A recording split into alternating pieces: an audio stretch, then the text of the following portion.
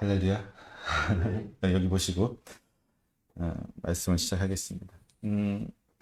지난주 이제 설교 마지막에 보면 야곱과의 불편한 만남을 최대한 빨리 끝내기 위해서 라반은 아침 일찍 일어나서 떠날 준비를 하였습니다. 하지만 야곱과의 관계와는 상관없이 그는 손자들과 딸들에게는 입맞춤을 하면서 복을 빌어 주었죠. 아마도 라반과 야곱은 언약을 맺기로 한 이후부터 지금까지 서로 간의 최소한의 말 외에는 어떠한 말도 하지 않았던 것으로 보여집니다. 그런 거 있잖아요, 여러분. 이 사람하고 같이 일을 하긴 해야 되는데 너무 불편해가지고 정말로 사무적인 간단한 몇 가지 말 외에는 그 일을 다 끝낼 때까지 어떠한 말도 안 하고 눈도 안 마주치고 그런 경우 있으세요, 혹시? 예. 그런 거예요. 지금 그런 상황이었는데 때문에 이제 언약을 맺기 위한 몇 마디 외에는 서로의 안부를 묻거나 앞으로의 계획 혹은 축복의 말하는 등의 그 어떠한 말도 서로 간에 오가지 않았던 것을 보게 됩니다. 그러니까 라반하고 야곱은 정말 어쩔 수 없이 언약을 맺은 거예요. 필요에 의해서. 그렇게 아침 일찍 서둘러 라반이 떠난 이후에 야곱은 다시 길을 떠나게 됩니다. 그리고 그 가운데 갑작스럽게 정말 우연스럽게 하나님의 사자들을 만나게 되죠. 야곱이 하나님의 사자를 만난 것은 우연히 이루어진 일이지만 하나님의 사자들이 야곱을 만난 것은 결코 우연이 될 수 없습니다. 그렇죠. 하나님의 사자가 인간에게 나타난다는 것은 성경 그 어디에서도 우연히 이루어진 일이 아니에요. 단지 야곱에게만 갑작스럽고 우연한 일이었지 하나님의 계획하에 그의 사자들이 야곱 앞에 나타난 것입니다. 2절에서 야곱은 하나님의 사자들을 하나님의 군대라고 표현하고 있습니다. 이는 이제 에서를 만나러 가는 길에서 두려워하는 야곱에게 하나님의 군대가 함께함을 명시적으로 보여주기 위해서 하나님이 그에게 하나님의 사자들을 보내신 거죠. 그러니까 그러니까 야곱에게는 우연히 길을 가다가 하나님의 군대, 하나님의 사자들을 딱 만났지만 하나님은 에서를 만나러 가는 야곱에게 하나님의 군대를 보내주시면서 내가 너와 함께한다. 네 옆에는 나의 군대가 함께하고 있다는 것을 보여주기 위해서 두려움을 가시게 하기 위해서 하나님 보내주신 것입니다. 즉 무슨 얘기냐면 두려워하지 말고 담대하게 에서를 만나라고 하시는 하나님의 말씀이 이 하나님의 사자들을 통해서 메시지를 보여주고 계신 것이죠. 야곱은 하나님의 사자들을 만난 그 땅의 이름을 마하나임이라고 짓는데요. 이 뜻의 이름은 두 개의 군대 혹은 두 개의 진이라는 뜻입니다. 두 개의 진. 복수 형태를 띠고 있는데요. 여기서 왜 야곱이 마하나임이라는 복수형의 단어를 사용했는지 사실 명확하지는 않습니다. 우리가 그냥 한글 성경을 읽을 때는 마하나임이라고 이름을 지었구나 라고 넘어가면 되지만 이 히브리어를 아는 분들은 왜 갑자기 복수 형태로 두 개의 진, 하나님의 군대가 분명히 하나일 텐데 왜 두 개의 군대라고 했을까라고 하는 의문을 품게 되겠죠. 때문에 어떤 학자들마다 좀 틀려요. 여기를 해석하는데 어떤 학자들은 하나님의 군대가 야곱의 진영이 있으면 그 앞뒤로 두 개의 군대가 와서 앞뒤로 에워싸면서 그들을 호위했다라고 이제 생각하는 학자들도 있고요. 또 어떤 사람들은 하나님의 진영과 야곱의 진영을 두 개의 진영을 가리키는 말이다라고 해석하기도 합니다. 또 어떤 사람들은 야곱과 에서의 양 진영을 뜻한다라고도 야곱의 에서와 야곱의 양 진영을 하나님의 군대가 이제 그 중재하고 이런 것들을 생각해서 한 말이다라고 이야기하기도 합니다. 뭐가 뭔지 정확히 알 수 없죠. 야곱만 알 수 있죠. 야곱만 마하나임이라고 이름을 붙였으니까요. 하지만 저는 이 단어들이 하나님과 야곱의 진영을 뜻한다고 생각을 해요. 저는. 왜냐하면 하나님의 군대가 두 개의 진영으로 나누어졌다라고 하는 주장은요. 본문 어디에서도 찾을 수 없는, 유추할 수가 없는 것이기 때문이고요. 또한 야곱과 에서의 진영이라는 해석 역시 하나님의 군대에 대한 이해가 빠져 있기 때문에 저는 하나님과 야곱, 그러니까 하나님의 군대를 보고 야곱이 자신의 진영과 하나님의 진영, 둘 대의 진영이 이곳에 함께 있었다라는 의미에서 마하나임이라고 지었을 것으로 예상이 되어집니다. 아마도 야곱은 마하나임, 즉 하나님의 군대와 자신의 진영이 함께 이곳에서 있는 것 자체만으로도 그런 용기를 얻을 수가 있었죠. 그가 이곳에 있었던 것을 기념함을 통해서 그는 형 에서를 만날 수 있는 작은 용기를 얻게 됩니다. 이 마하나임에서 용기를 얻게 된 야곱은요, 형 에서에게로 자기보다 앞서 자신을 대리할 수 있는 사자들을 보냅니다. 아마 그 전까지는 본문에 자세히 나와 있지는 않지만 야곱이 어떻게 에서 형을 만날까 고민하면서 깊은 고민이 있었을 것으로 예상이 되어집니다. 그런데 마하나임에서, 즉 하나님의 군대를 만난 이후에 용기가 생긴 거죠. 그래서 먼저 자신이 사자들을 보내게 됩니다.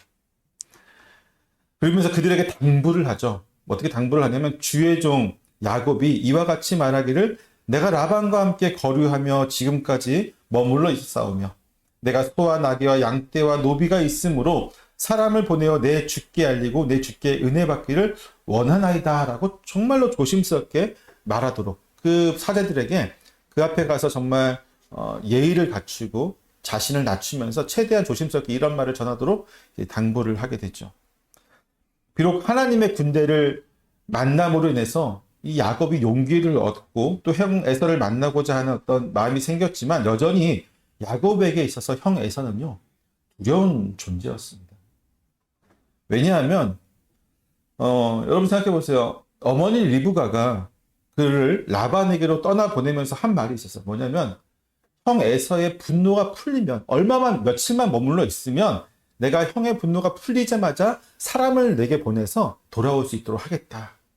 근데 지금 20년이 지났는데 그 소식이 전해졌어요? 안 전해졌어요? 안 전해졌어요.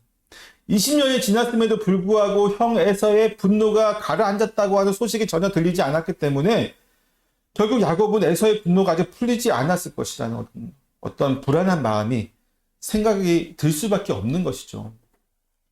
그렇기 때문에 야곱은 에서에게 사자들을 보냄으로써 두 가지 유익을 얻으려고 했습니다. 하나는 형 에서의 화를 누그러뜨리기 위해서 사자들을 미리 보냈던 것이고 또 다른 하나는 형이 얼마큼 분노하고 있는지 그 상태가 어느 정도인지를 좀 파악하기 위해서 사자들을 보냈습니다. 이 첫 번째 목적을 위해 그는 사자들의 에서를 만나게 되면 해야 할 말들을 아주 강하게 명령함으로써 가르치고 이렇게 명령했다라고 나오잖아요. 반드시 이렇게 얘기해야 된다는 것입니다. 너네 마음대로 해석해도 안 되고 너희 마음대로 말을 지어내서도 안 되고 내가 전한 말 그대로 정확하게 전해야 된다라고 강하게 얘기하죠. 에서 앞에서 그들이 조금도 실수하지 않고 자신의 마음을 온전하게 전하게 하기 위함이었습니다. 그가 사자들에게 전하는 말에서 알 수 있듯이 야곱은 자기를 뭐라고 표현하고 있냐면 종이라고 표현하고 있어. 형 동생 사이에 종과 주인의 표현이 맞아야 틀려요? 틀리죠. 예. 종과 주인은 어떤 사이냐면요. 자신을 종으로 낮출 때는요. 상대방이 어떤 왕이라든지 아니면 자신과 정말로 비교할 수 만큼 높은 신분, 하나님 앞에서 우리가 종이라는 표현을 쓰고 그렇죠? 왕이라든지 높은 어떤 아니면 정말로 내가 존경하는 귀한 분, 어떤 그런 분 앞에서 내가 종이라는 표현을 자기를 낮추기 위해서 성경에서 자주 쓰긴 했지만 형에게 쓰는 말은 아니에요. 그렇죠? 가족 간에 쓰는 말은 아니죠. 그만큼 상대를 높이고 자신을 낮추는 것은 관계를 좋게 하기 위한 기본적인 예의이긴 하지만 그것이 주인과 종이라는 극단적인 표현으로 나타나는 것은요. 그러니까 상대에 대한 예의를 넘어서 내가 당신에게 절대적으로 복종하겠습니다. 라는 어떤 의사를 표명한 거예요. 그러니까 야곱은 어땠습니까? 자기 형을 어떻게 알았던 사람이에요? 우습게 여겼던 사람이었습니다. 정말 우습게 여기지 않고서 어떻게 그 죽 한 그릇에 장자권을 빼앗을 수가 있고 형이 잠깐 사냥하러 나간 사이에 형의 옷을 입고 털을 묻혀가지고 형 행세를 하면서 축복을 받을 수가 있겠습니다. 형을 두려워했다면 그는 절대로 그렇게 하지 못했을 겁니다. 그렇지만 이제 형이 화가 난 이후에 그는 실질적으로 형이 에서가 어떤 사람이에요? 온몸이 좀 뻘건 사람이잖아요. 벌고 털 많고 사냥하고 힘세고 두려울 것이 없는 요즘 말로 하면은 뭐 장군감이잖아요. 그런 사람이 호리호리한 이 야곱이 감당할 수가 없죠. 실질적인 어떤 위협이 됐을 때에야 두려워 떨면서 도망했지 않습니까? 때문에 두려워 떨면서 20년을 보낸 가운데 그가 돌아오면서 그는 이 에서에게 나는 종입니다. 당신이 나보다 월등히 높으신 분이고 나는 당신에게 죄를 지은 죄인입니다. 당신의 처분에 내가 그대로 따르겠습니다. 어떤 그런 표현을 지금 여기서 하고 있는 거예요.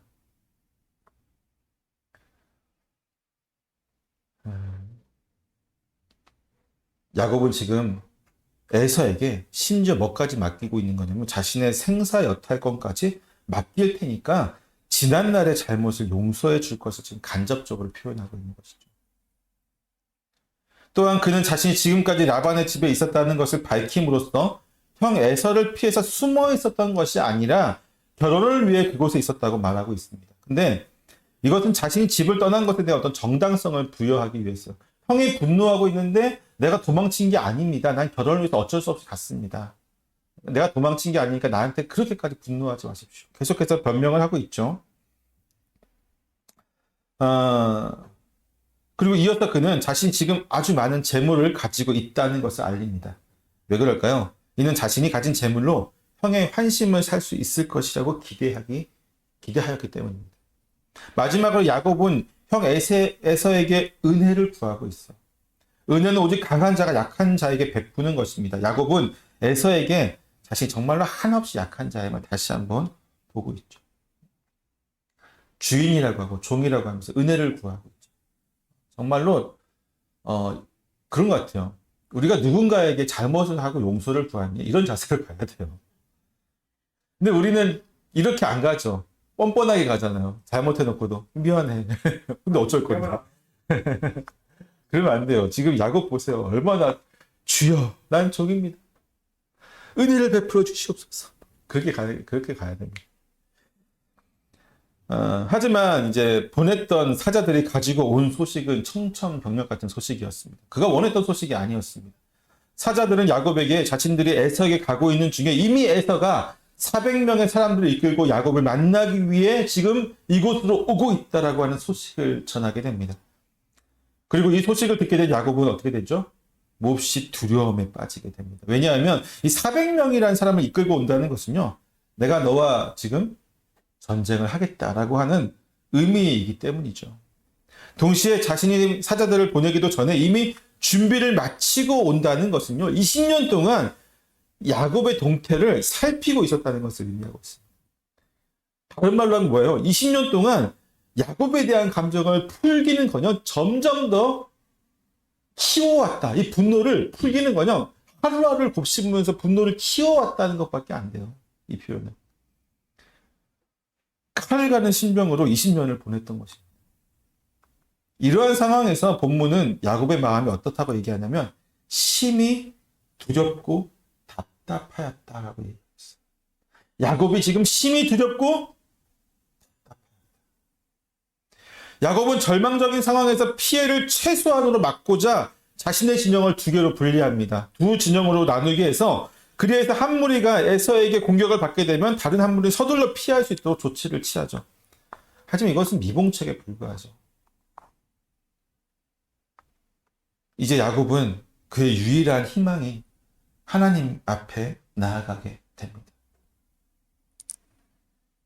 야곱의 기도는 결국 뭐 때문이었어요? 두려움 때문이었어요. 극심한 아주 심히 극한 상황에 놓이게 되니까 하나님 앞에 기도하게 되었습니다. 그는 지금까지 자신의 지혜와 능력으로 살아왔으며 그 지혜와 능력을 통해서 모든 것을 이루어온 사람이었습니다.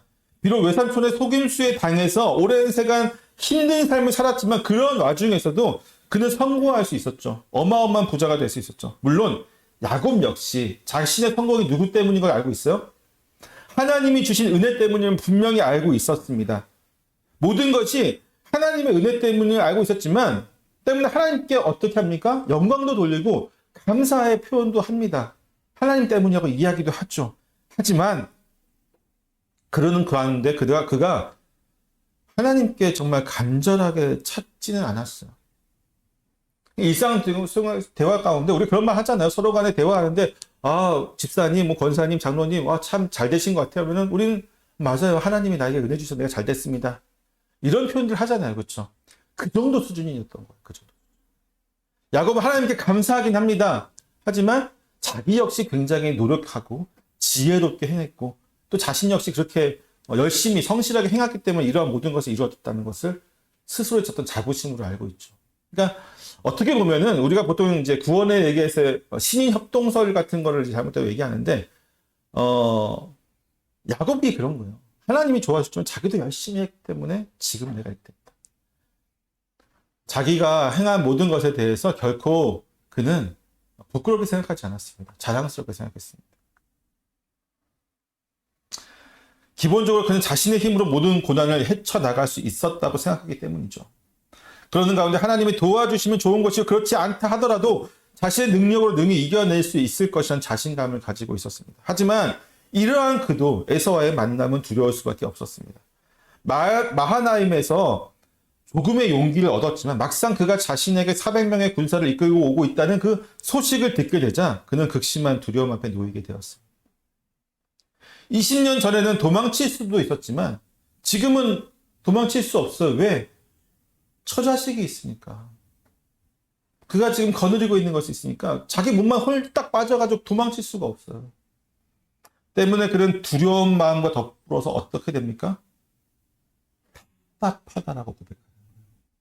차라리 그냥 그래 다 포기하고 또 내가 열심히 하면 성공하면 되지 하고 혼자 도망칠 수 있으면 두려운 마음밖에 없었겠지만 지금 못 도망쳐요. 도망칠 수도 없는 상황이에요. 그러니까 어떡합니까? 답답할 수밖에 없는 거예요. 두려움과 더불어서 답답합니다. 결국 도망칠 수도 없고 그렇다고 맞서 싸울 수도 없는 앞뒤가 꽉 막힌 현 시점에서 그가 할 수 있는 유일한 일은 뭐였습니까? 하나님 앞에 나아가 간절하게 기도하는 것밖에는 방법이 없었어요. 그는 하나님께 온전히 매달릴 수밖에 없었습니다. 우리 그의 기도를 한번 같이 볼까요? 9절에서부터 12절인데 한번 같이 한 목소리 한번 읽어봅시다. 9절에서부터 12절 야곱의 기도입니다. 시작.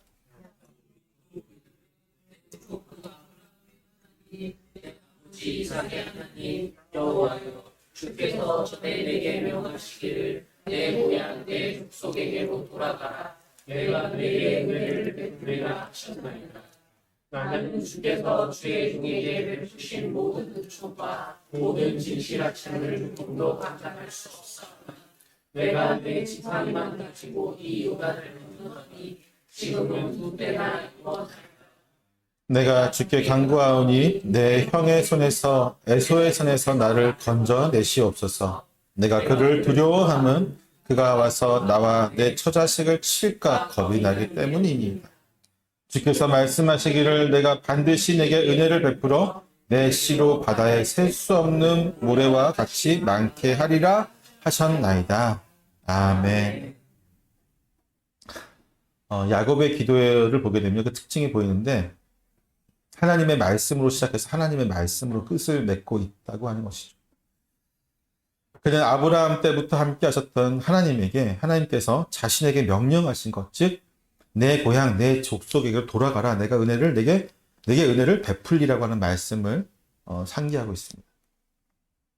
그는 자신이 오직 하나님의 명령에 충실했음을 고백하고 있어요. 즉 내가 지금 고향으로 돌아가고 두렵지만 내 형이 두렵지만 그럼에도 불구하고 내가 돌아가는 것은 내가 하나님의 명령에 충성하기 때문에 순종했기 때문입니다라는 것을 밝히고 있습니다. 때문에 하나님은 내가 하나님께 순종했으니까 하나님께서는 약속을 지켜주십시오라고 하는 것을 지금 이야기하고 있는 것이죠. 그걸 강조하고 있어요. 그런데 사실 여러분 잘 생각해 보십시오. 야곱의 이러한 기도는요, 진실된 기도는 아니에요, 사실. 왜냐하면 그가 고향으로 돌아온 것은 전적으로 하나님 명령에 온전하게 순종하기 위해서 때문만은 아니었죠. 충분히 알고 있죠. 그가 정말로 베델에서 만난 하나님과 약속을 기억했다면 그걸 또 지키려고 하였다면 그는 아내를 얻기 위한 14년의 봉사 기간이 끝난 순간 바로 고향으로 돌아가야만 했습니다. 그렇죠? 하지만 그는 그렇게 하지 않았으며 심지어 그가 고향으로 돌아가려고 결심한 배경에는 하나님이 주신 복으로 거부가 되자 라반이 그것을 뺏어가려고 하는 그런 낌새가 보이니까 그것이 두렵고 염려하여서 돌아오려고 마음먹은 것이지, 물론 그 전에 또 하나님 약속하셨죠. 내가 지켜줄 것이다 약속을 하셨기 때문에 그래서 고향으로 돌아올 결심을 하게 되었지만 그것이 전적으로 하나님의 명령에 순종한 것은 아니죠. 그러니까 자기 이익과 어떤 염려와 모든 것이 이제 고향으로 갈 수밖에 없는 환경이 만들어졌잖아요. 그러한 가운데 내가 지켜줄게라고 하는 하나님의 말씀 한마디에 완전한 결심이 붙인 거죠. 그럼에도 불구하고 그가 이렇게 기도할 수 있는 것은요, 결국은 야곱이 하나님의 명령에 순종하였기 때문입니다. 이게 중요해요. 동기와 이유 그리고 명령에 이르기까지 수많은 시간이 흘렀지만 결국은 그가 하나님의 명령에 순종했기 때문에 그는 당당하게 이렇게 기도할 수 있는 거예요. 거짓말이 아니죠. 하나님 명령하셨고 내가 결국은 구차하게 얘기하자면 이런저런 일 때문에 내가 못 지켰다가 이렇게 지킨 거지만 다 빼버리고 내가 지켰습니다. 한마디 할 수 있는 거잖아요. 그렇죠? 우리 역시 마찬가지예요. 우리가 하나님께 당당하게 기도할 수 있는 것은요, 우리가 하나님의 말씀 가운데 살고 있기 때문입니다. 비록 온전히 그 말씀을 지키는 것은 아니죠. 저와 여러분이 하나님 말씀 100% 지킵니까? 못 지키잖아요. 때로는 하나님 말씀보다는 우리의 욕구가 먼저 우리의 그렇게 욕구대로 살도록 인도하잖아요. 때로는 심지어 하나님 말씀을 외면하고 싶을 어떤 충동도 느낄 때가 많이 있습니다. 그러다가 정말로 하나님의 말씀과는 전혀 상관없이 살아갈 때도 있지만 결국 우리가 주님을 붙잡고 기도할 수 있는 것은요, 우리에게 무엇이기 때문이냐면 믿음이 있기 때문입니다. 그 믿음으로 약속의 주님께 나아왔기 때문이에요. 우리가 이 주의 전에 지금 나와서 예배 드릴 수 있는 것도 결국 그 약속 때문이고 하나님 앞에 우리가 순종했기 때문이죠. 저 세상 속에서 일주일 동안 어떤 모습으로 살더라도 결국은 주님 앞에 우리가 이 자리에 나왔지 않습니까? 그러니까 우리는 당당하게 하나님께 은혜를 구할 수 있는 거예요. 야곱처럼 사실 좀 뻔뻔해질 필요가 있습니다. 가끔 어떤 분들은 그래요. 제가 전화해서 성도님 왜 이번 주 안 나오셨습니까? 전화하면 어떤 분들 그래요. 목사님, 내가 한 주 동안 정말로 하나님 말씀대로 못 살았습니다. 내가 너무나도 부끄러워서 감히 주일날 예배당에 와서 하나님 얼굴을 볼 수가 없어서 내가 못 나왔습니다. 아니에요. 우리는 뻔뻔해질 필요가 있습니다. 이 자리에 나오는 것 자체가 우리가 하나님께 순종했다는 증거예요. 하나님, 내가 주의 은혜 받기 위해서 주님께서 은혜를 약속하신 주님의 전에 지금 내가 왔습니다라고 뻔뻔하게 이야기할 수 있어야 돼요. 하나님, 내가 이 자리에 오면 은혜 주신다고 했잖아요. 내가 예배를 주님께 거룩한 예배를 온전히 드리고 내가 또 주의 말씀대로 내 말씀을 내가 듣게 되면 또 순종하려고 내가 결심하고 믿게 되면 하나님께서 은혜를 주시겠다고 약속했기 때문에 내가 이 자리에 나왔습니다. 하나님 나에게 은혜 주십시오 라고 당당하게 요구할 수 있는 어떤 뻔뻔함이 좀 우리에게는 있어야 됩니다. 그렇다고 너무 뻔뻔할 필요는 없죠. 난 은혜 받았으니까 일주일 동안 또 내 맘대로 살아야지. 이건 분명히 잘못된 거지만 어쩔 수 없이 우리가 또 이제 죄를 짓잖아요. 그런 부분에 있어서 우리가 그 죄책감 때문에 하나님 앞에 나오는 것을 두려워하는 필요는 없다는 거예요. 왜? 그 죄책감을 키우는 건 누굽니까? 사단이에요. 마귀가 계속 우리의 죄책감이 요만한 죄를 점점 키워서 그렇게 해서 어떻게 예배를 드릴 수 있어? 그렇게 해서 성도들 어떻게 볼 수 있어? 넌 못 가면 안 돼. 그렇게 얘기하는 건 사단이죠. 마귀입니다.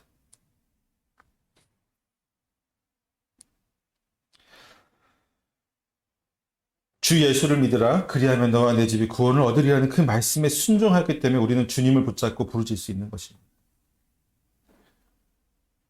사랑하는 성도 여러분, 하나님 앞에 우리는 죄인인 건 맞아요. 분명히. 그렇죠? 하지만 하나님은 우리의 죄를 절대로 보시지 않으십니다. 우리가 예수 그리스도를 믿음으로 고백한 그 이후부터 하나님은 우리를 보실 때에 결코 우리의 죄를 보시지 않으세요. 우리에게 덧입혀진 예수 그리스도의 거룩한 의를 보신다는 거죠. 때문에 우리는 당당하게 요구할 수 있어요. 지금 뭐 여러 가지 때가 묻고 먼지가 묻고 더러워진 상태라고 할지라도 하나님 씻겨주세요. 우리는 거룩한 자 아닙니까? 그렇게 나아가서 하나님께 기도할 수 있는 저와 여러분 되시기를 축원합니다. 이어서 야곱은 하나님의 베풀어 주신 은혜에 대해서 감사를 드리고 있어요. 그는 자신을 작은 자로 낮추면서 오직 하나님의 한없는 은총 때문에 빈털터리로 왔다가 거부가 되어서 돌아가게 되었다라고 고백합니다. 이러한 그의 고백은 매우 진실될 수밖에 없었습니다. 왜냐하면 만약 이러한 상황이 아니었다면 그는 하나님의 은총을 고백하며 감사를 들었을지언정 자신이 그 은총을 감당하지도 못할 만큼 작은 자라고 낮추지는 않았을 거예요. 지금 이런 상황이 되니까 감사와 더불어서 자신을 낮추죠. 오직 하나님의 은혜 때문이었다. 하지만 그는 이제 자신이 얼마나 큰 은혜를 입었는지, 하나님의 그 무조건적인 사랑이 얼마나 자신의 삶을 안전하게 지금까지 지키셨고 하나님의 크신 은총 앞에서 자신의 믿음과 순종이 사실은 얼마나 보잘것없는 것이었는지를 이제는 정말 깨닫게 된 것입니다. 우리가 하나님께 진실로 감사를 드릴 때도 바로 야곱과 같은 상황에 처해질 때입니다. 우리가 주를 위해 행한 모든 것이 하나님이 우리에게 베풀어진 은혜에 비하면 정말로 초라한 것임을 깨닫게 될 때는 정말 우리가 한없이 낮아질 때죠. 그렇게 될 때 우리는 온전한 감사와 온전한 어떤 감사의 믿음으로 나아갈 수 있게 되는 것이죠. 즉 야곱도 이러한 처지에 놓이지 않았다면 전적인 하나님의 은혜를 부르짖진 않았을 거예요. 아까도 얘기했지만 자신감 있는 사람이었잖아요. 하나님이 도와주셨지만 나도 열심히 했습니다. 요 정도 수준이었지만 정말 힘겨움 가운데 깨닫게 되는 것이죠. 고난 가운데 고통 가운데 정말로 내가 한 건 아무것도 없구나. 내가 사실은 하나님을 위해서 했다고 했던 그 모든 것들이 사실 정말로 하나님 앞에서는 보잘것없는 것이었구나. 오히려 하나님이 나에게 베풀어 주신 그 은혜가 감당치 못할 만큼 크신 것이었고 그걸 깨닫게 되는 것입니다. 이제 야곱은 그가 진정으로 원하는 바를 하나님께 고백합니다. 11절에서 이렇게 얘기하죠. 내가 주께 간구하오니 내 형의 손에서 에서의 손에서 나를 건져내시옵소서. 내가 그를 두려워함은 그가 나와서 나와 내 처자들을 칠까 겁이 나기 때문에. 야곱이 하나님의 말씀에 순종한 자신을 어필하고 또 하나님 베푸신 은혜를 찬양하면서 결국 그가 원했던 것은 진정한 소원은 에서의 위험으로부터의 구원을 하나님께 소원하기 위해서였습니다. 이 직접적인 두려움 앞에서 그는 전적으로 하나님만을 의지할 수밖에 없었습니다. 라반의 위협으로부터 도망칠 때에는 이런 게 없었죠. 라반의 위협으로부터 도망칠 때는 그는 자신의 지혜와 능력을 능히 도망칠 수 있을 것이라고 생각했기 때문에 굳이 하나님을 찾아서 부르짖을 필요성을 느끼지 못해왔습니다.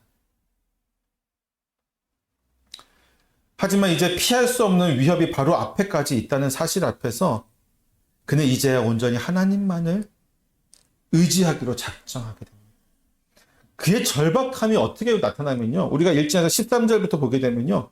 그는 그 자리에서 이 기도를 하고 그 자리에서 밤새도록 있습니다. 다른 말로 하면 밤새도록 기도했다는 얘기예요. 밤이 새도록 우리가 보통 철야 기도라고 하는데 철야 기도를 하면서 하나님께 부르짖었어요. 하나님 구원해 주십시오. 내 형 에서의 손에서 나를 살려주십시오. 또한 뒤에 보면은 야복강가에서 밤새도록 하나님과 씨름하는 장면이 나오죠. 두 번에 대한 밤을 새는 게 나옵니다. 그만큼 그는 지금 절박합니다.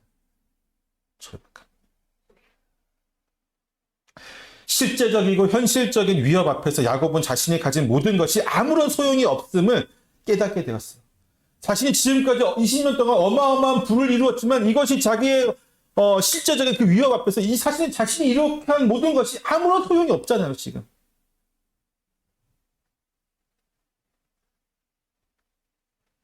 그는 이제 자신을 구원해 주실 것을 요구하면서 그것이 하나님이 자신에게 하신 약속을 지키는 것이라는 사실을 강조하고 있습니다. 바다에 셀 수 없는 모래와 같이 많게 하기 위해서는 자신과 가족들을 지금 이 순간 지켜주셔야만 한다는 것을 지금 그가 하나님 앞에 다시 한번 강조하고 있는 것이죠. 현대 그리스도인들의 가장 큰 문제점이 뭐라고 생각하십니까, 여러분? 저는 현대를 살아가는 그리스도인들, 지금 이 시대를 살아가고 있는 수많은 크리스찬들이 가지고 있는 가장 큰 문제점 중에 하나는 간절함의 부재라고 생각해요. 간절함의 부재. 여러분, 우리가 한번 솔직해져 봅시다. 여러분, 우리가 언제 간절해졌을까, 하나님 앞에? 기억도 잘 안 나죠? 내가 언제 하나님 앞에 했었던가? 마치 지금까지 하나님께 간절히 구하지 않아도 성공할 수 있었던 야곱과 같이 현대의 수많은 그리스도인들은 지금 우리의 것에 대한 것, 구원받는 것, 그리고 여러 가지 상황에서 주님이 바로 바르게 인도해 주신 것 등등에 대해서 어떤 감사를 드리긴 하지만 그리고 감사헌금도 내죠. 감사를 드리긴 하지만 또 하나님을 찬양하면서 우리의 필요를 간구하기도 해요. 기도하면서 하나님 이거 주십시오. 간구하기도 하지만 거기에 뭐가 빠졌냐면요. 어느 순간에 우리의 그런 간구들 사이에는 간절함이, 절박함이, 그런 감정들이 빠지게 돼요. 없어요. 기도 시간 열심히 정해놓고 기도한다고 칩시다. 하루에 뭐 1시간씩 기도하시는 분도 계시고요. 정말 대단하신 분이시죠. 하지만 간절한. 마치 정말로 왜일까요? 필요함을 느끼고 주님께 간구하긴 하지만 사실 딱히 어떤 것이냐면 우리의 소원을 하나님께 들어주지 않는다고 하더라도 우리가 어떤 극단적인 상황에 놓이는 것이 아니기 때문입니다. 조금 불편하고 약간은 힘겨울 수는 있겠지만 그것으로 인해서 우리 인생이 끝장나는 게 아니기 때문에 우리는 하나님 앞에서 간절하게 기도하는 것을 잊고 살아가게 되었다. 현대의 그리스도인들이 누리는 어떤 풍요로움, 이 풍요가 하나님의 은혜 때문인 것은 알죠. 인정합니다. 그리고 그분께 감사하며 때로는 하나님께서 주신 은혜 때문에 내가 살아가는 삶의 원동력이 되기도 합니다. 하지만 어느 순간 그 풍요는 우리로 하여금 하나님을 간절하게 찾지 않는 원인이 되어버렸습니다. 또한 풍요롭지 않다 하더라도 우리 가운데 어떤 분은 풍요로운 분이 계시고 어떤 분은 풍요롭지 않죠. 그렇지만 풍요롭지 않다고 하더라도 사실 어떻습니까? 현대사회에서 우리가 그럭저럭 살만 하잖아요. 풍성하게 남들처럼 외제차 끌고 다니고 큰 집에서 사는 건 아니라고 할지라도 그 정도는 없다고 할지라도 우리가 살아가는데 불편함을 느끼지 않을 만큼 그럭저럭 우리는 살아가고 있어요. 때문에 하나님의 은혜를 간절하게 구하지 않더라도 우리는 먹고 살만합니다. 우리는 더 이상 하나님을 간절하게 찾지 않습니다. 그분의 은혜를 간절하게 구해야 될 필요성을 느끼지 못하고 있어요. 이게 좋은 걸까요? 나쁜 걸까요? 은혜 받고 살아가는 것, 감사하고 살아가는 것. 좋은 것도 있는데 간절함이 사라졌다. 여러분 갓난아기를 보시죠. 이 아기는요 정말로 울잖아요. 매 순간마다 울잖아요. 이 아이가 울 때는요 어떤 심정으로 우냐면요 정말 매 순간마다 죽을 것 같은 간절함으로 울어요. 아기가 우는 건요 자기가 이 순간에 잘못하면 죽을 수도 있겠다는 간절함 때문에 엄마 아빠를 자기의 도움의 손길을 찾기 위해서 아주 우렁차게 웁니다. 그 아기는 이 낯선 세상이 정말로 무섭기 때문입니다. 그 아기의 유일한 구원은 아빠이고 엄마이죠. 그들을 부르는 간절한 수단은 울음밖에 없습니다. 하지만 이 아이가 자라면서 그러한 간절함들은 점점 더 사라져갑니다. 세상에 익숙해지고 또 세상을 살아갈 방법을 터득하고 세상을 이길 능력을 갖추어가면서 이 아이는 더 이상 부모님을 찾지 않게 됩니다. 자신을 키워준 그 은혜에 감사하는 마음은 있지만, 그렇죠? 또 그 감사하는 마음으로 또 부모님 옆에 나아가긴 하지만 더 이상 부모님의 그 능력을 간절하게 찾지는 않아요. 심지어 이제는 자신이 부모님보다 더 큰 능력을 가지고 있다고 생각하며 살아가고 있죠. 그저 때가 되면 1년에 몇 번씩 명절이라든지 부모님 생일이라든지 그런 날에 부모님 집을 방문해서 문화하는 것, 그리고 용돈 좀 드리고 이야기 좀 나누다가 오는 그게 전부가 되어버린 현대의 모습입니다. 그리고 성인이 된 아이는 정말로 언제 부모님을 간절하게 찾게 되냐면요. 자기가 감당할 수 없는 큰 일을 마치게 하게 되면 그때서는 부모님 앞에 나아가서 간절하게 부모님 도와주십시오 찾게 되죠. 그 전까지는 절대 찾지 않습니다. 사랑하는 성도 여러분, 신앙이 성숙한다는 것은 좋은 걸까요? 나쁜 걸까요? 좋은 겁니다. 맞습니다.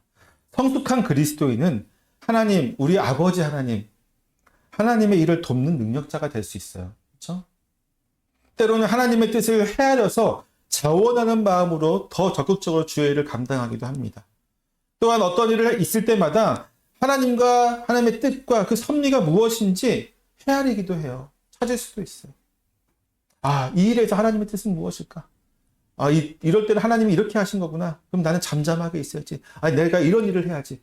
그런 것들을 분별할 수 있는 능력을 갖춰주죠. 성숙한 그리스도인.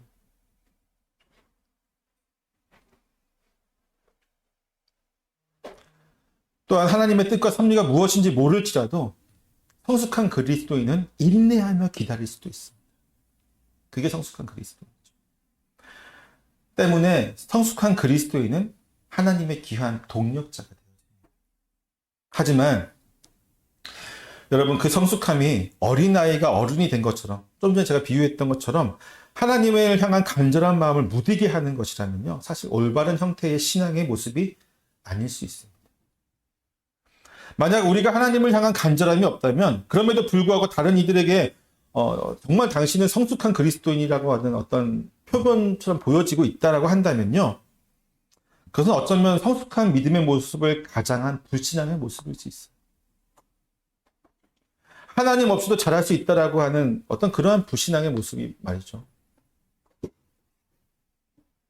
진정으로 우리가 성숙한 그리스도인이라고 한다면 우리는 한시도 하나님을 떠나 있지는 못합니다. 왜냐하면 믿음은 오직 그분과 함께 할 때에만 성숙하게 됩니다. 믿음은 하나님과 동행할 때에만 성숙합니다. 즉 하나님으로부터 영적인 공급이 이루어지지 않으면 절대로 믿음은 성숙해질 수 없어요. 우리의 신앙은 성숙해질 수 없습니다. 단지 성숙한 척하는 것뿐이죠. 아, 성숙한 사람들은 저렇게 하는구나. 본인을 포장하는 거예요. 그분을 간절히 찾는 것은요, 단순히 고통을 벗어나기 위함이 아닙니다. 우리의 신앙이 그분과 함께 하지 않으면 죽을 수도 있기 때문에, 즉 죽은 믿음이 될 수 있기 때문에 우리는 그분을 항상 간절하게 좀 찾아야 될 필요가 있는 것이죠. 간절하게 우리를 사망의 골짜기에서 건져내 주실 것을 기도해야 합니다. 우리가 주기도문을 매주 하죠. 그렇죠? 몇 번씩 하잖아요. 주기도문 마지막 주면 뭐가 있습니까? 우리를 시험에 들게 하지 마옵시고 다만 악에서 구하옵소서라고 기도할 때에 그냥 주기도문을 외우듯이, 암기하고 있는 것을 외우듯이, 주문을 외우듯이 하는 것이 아니라 여기에 간절함이 들어가야 돼요. 우리를 정말로 시험에 들게 하지 마옵시고 다만 악에서 구원하여 주옵소서. 우리의 진실함이 들어가야 됩니다. 간절함으로 구해야 되죠. 사실 왜 그러냐면 이 세상에서 살아가는 우리는요, 정말 간절하게 주를 찾지 않으면 너무도 쉽게 시험에 들고 너무도 쉽게 악에 빠지기 때문이에요. 악의 유혹에, 그 사단이 유혹하는 그 모든 것이 우리는 저항할 능력이 사실 없어요. 성숙한 그리스도인 필요 없어요. 주님이 막지 않으면 그 순간에 무거워집니다. 사단의 능력이 얼마나 강한지 우리는 그걸 알아야 돼요. 우리가 이길 수 없습니다. 주님을 붙들지 않고선 단 한순간도 이길 수 없습니다. 우는 사자와 같이 삼킬 자를 찾아다니는 우리의 대적들은 우리가 하나님을 간절히 찾지 않게 되는, 간절함이 완전히 무뎌지게 되는 그 순간을 결코 놓치지 않아요. 왜? 그 순간에 덮치게 되면 우리는 우리도 모르는 사이에 하나님을 찾지도 않고 물들어 버리게 되죠. 때문에 우리의 신앙의 선배들, 그분들은 어떻게 하냐면 이 간절함을 유지하기 위해서 여러 가지 방법들을 사용했어요. 물론 그 중에는 잘못된 방법들도 있습니다. 뭐 고행을 한다거나 뭐 여러 가지가 있었죠. 그렇지만 그 중에 우리가 정말 본받을 만한 것 중에 하나는 뭐냐면요, 때를 정해서 내 간절함, 하나님을 찾고 있는 내 간절함과 믿음이 무뎌지지 않도록 하기 위해서 때를 정해서 규칙적으로 금식을 했어요. 금식을 했습니다. 한 달에 한 번, 두 번 이 정도가 아니죠. 바리새인들 우리가 항상 욕하지만요. 그렇죠. 바리새인들, 기독교인들만큼 바리새인들 욕하는 사람도 없어요. 근데 여러분 바리새인들만큼 금식 기도할 수 있어요? 못해요. 바리새인들 한 달에 일주일씩 금식 기도합니다. 일주일씩. 대단한 거죠. 우리가 그들을 어떻게 왜 그랬습니까? 그들도 하나님 앞에서 자신의 심령이 가난해지고 절박함과 간절함을 하나님께 나아가기 위한 신앙의 모습이었어요. 단지 너무 그 집단이 집단화되고 또 예수님을 몰라보는 죄를 저질렀지만 그렇습니다. 그 외에도 우리의 많은 신앙의 선배들이요, 정말로 금식을 통해서 우리가 금식을 하면 어떻게 됩니까? 간절해져요. 왜? 내 힘이 현저하게 낮아지기 때문에. 금식을 하는 이유는요, 단순히 내가 금식했으니까, 금식해서 기도했으니까 하나님 내 소원 들어주세요, 이게 아닙니다. 이거는 정말 잘못된 금식 기도예요. 상당히 한국에 있는 많은 그리스도인들이 금식 기도를 잘못 알고 있어요. 하나님하고 내가 지금 대결하는 것처럼 생각해요. 내가 며칠 금식했으니까 하나님 내 소원 들어주십시오. 잘못된 기도입니다. 하나님 내 소원 들어줄 때까지 밥을 안 먹을 거예요. 이게 무슨 정말 잘못된 거예요. 진짜 금식 기도는 뭐냐면 내가 한없이 내 힘이 점점 더 작아지고 나는 할 수 없습니다. 나는 정말 아무것도 아닙니다. 아까 우리가 읽었던 본문에서 야곱이 하나님께 전적으로 자신을 낮췄던 것처럼 자신이 한없이 낮아지게 되는 게 금식 기도예요. 내 힘이 하나도 없어졌을 때 그때 전적으로 누구만 의지하는 겁니까? 하나님. 그게 금식 기도예요. 그때 뭐가 나오냐면 간절함이 나오는 거예요. 그렇게 규칙적으로 했을 때 우리 안에 간절함이 무뎌지지 않습니다.